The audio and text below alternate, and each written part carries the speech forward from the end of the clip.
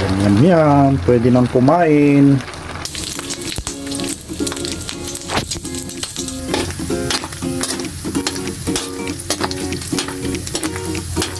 Ayan, malapit nang ilagay yung spices natin. Ganito lang ginagawa namin pagka nagluluto tayo ng igado. Ginigisa muna natin yung hanggang lumabas yung pinakamantika ng baboy. Ganito yung pamamaraan natin pagka nagluluto tayo mga kaibigan, para mawala yung lansa ng baboy. Yan na rin yung panggigisa natin dun sa spices. Yung garlic, onion, sibuyas. Yan, malapit na siyang ilagay.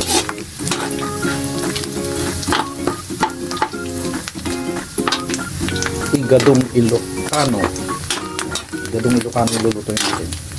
Yan, pwede na natin ilagay yung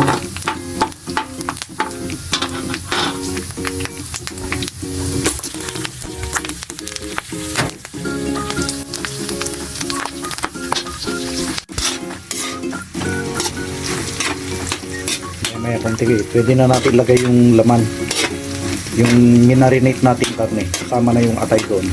Meron na ring ingredients yun. Meron ng paminta, yung durog na paminta or powder,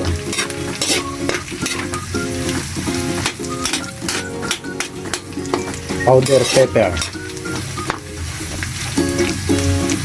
Bango. Ito yung meat natin, marinated pork mga kaibigan. Meron na rin yan, durog na paminta or pwede na natin ilagay mga kaibigan. Ayan, nailagay na natin tong marinated pork natin. Ating hahaluin. Nasa ano yan? Nasa 4.5 kilos.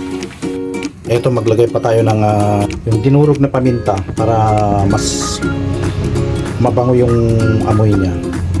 Ito, tatakpan natin at palalabasin natin yung pinakatubig ng karne para mawala yung lansa mga kaibigan. Mamaya magmamantay yan.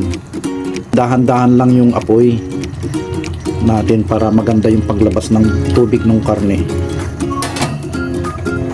Ayan, lumabas na yung pinakatubig ng karne. Dahan-dahan natin patutuyuin yan mga kaibigan, mga idol. Ito, maglalagay din tayo ng laurel, bay leaves.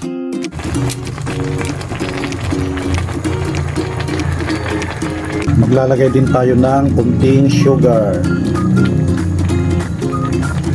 Ito, meron din tayong siling tabang para lalong bumango yung igado. Kung tawagin namin to sa Ilocano, taban, siling taban. Ito, ilagay na natin tong bell pepper natin.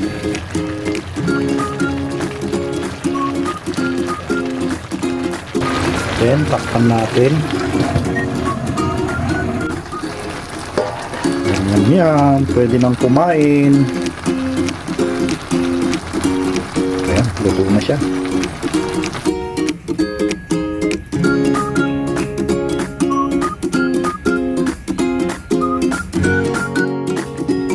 Ito na ang niluto nating igado guys. Pwede nang kumain ng pananghalian.